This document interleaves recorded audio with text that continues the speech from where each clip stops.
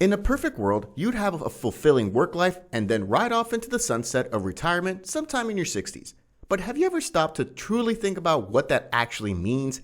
How much do you need to retire? And how do you know how much of your retirement savings you can spend each year without running out of money? To try and answer these questions, financial advisor William Bengen produced a study in 1994 that addressed this very subject. Ultimately, Bengen discovered that retired people could spend up to 4% of their retirement funds in the first year of retirement. Then they would adjust this rate by taking inflation into account in the following years.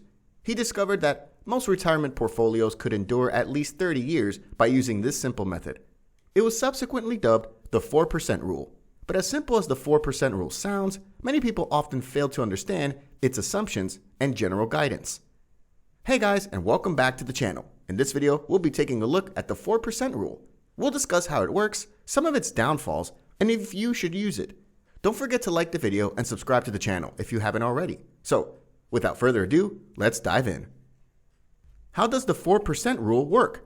The 4% rule is probably one of the least complex retirement plans out there. It basically states that you can cash out up to 4% of the value of your portfolio in the first year after retirement. For example, let's say you had $1 million in retirement savings. You can spend $40,000 in the first year of retirement if you follow the 4% rule. Starting in year 2 of retirement, adjust this amount for inflation. For example, if inflation was 2%, you could withdraw $40,800. The amount we calculated now is 2% greater than our first withdrawal. In the event that prices fell by 2%, you would have to withdraw less than the previous year, $39,200 in our example. It's necessary for us to bust a common misconception about this rule.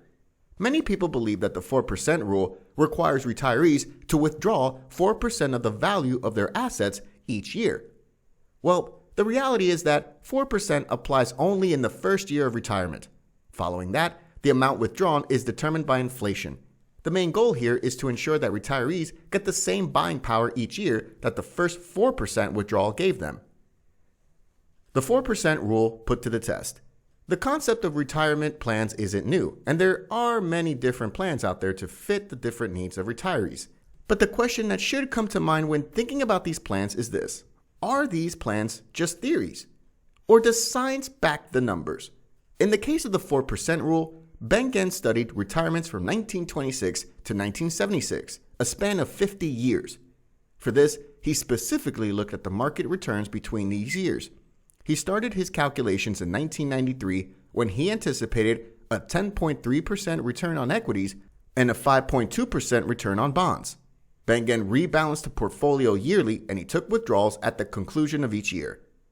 Through his calculations, he concluded that portfolio life would be up to 50 years. While Bengen himself didn't call it the 4% rule, its name is instead derived from the data he reported. He discovered that an initial withdrawal rate of 4% allowed most portfolios to survive 50 years or more. Even those portfolios that fell short survived 35 years or more, a number that could be adequate for a lot of retirees. While the 4% guideline is an excellent place to start, it may not apply to every investment. There are several caveats in the rule, so let's talk about them. Some disadvantages of the 4% rule. 1. It's a strict rule. The 4% rule demands you raise your spending by rate of inflation every year, regardless of how your portfolio fared, which might be difficult for investors. It also binds you to the inflation rate, which could mean you cannot spend more. In reality, your expenses will vary from year to year, and the amount you need can fluctuate throughout your retirement. 2. The rule is only applicable to a certain portfolio mix, generally 50% equities and 50% bonds. Your actual portfolio composition may vary, and your investments may change over time throughout your retirement. Usually, it is recommended that you diversify your portfolio among a wide variety of asset classes and stock and bond types. Further, it's often advised that you decrease your exposure to equities as you approach retirement. 3.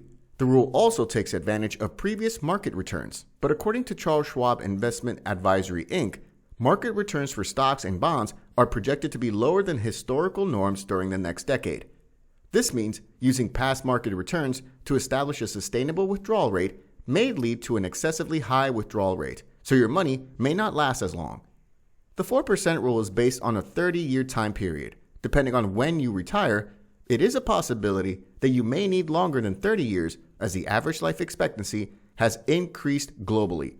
Retirees should generally prepare for a lengthy retirement, but everyone's planning time horizon will be different.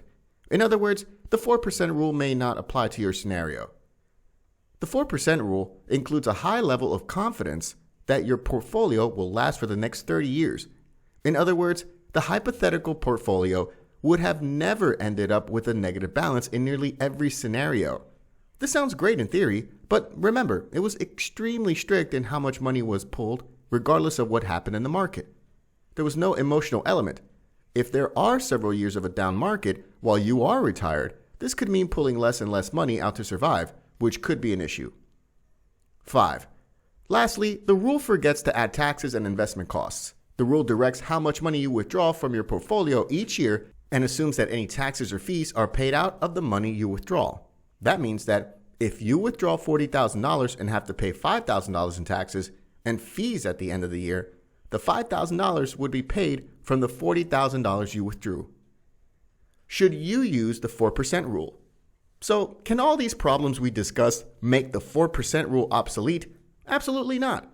It only needs to be customized according to your needs. And that is the true objective of the 4% rule and any other financial rules of thumb. It's less of a hard and fast practice and more of a well-informed starting point from which your retirement savings and spending plan may be created.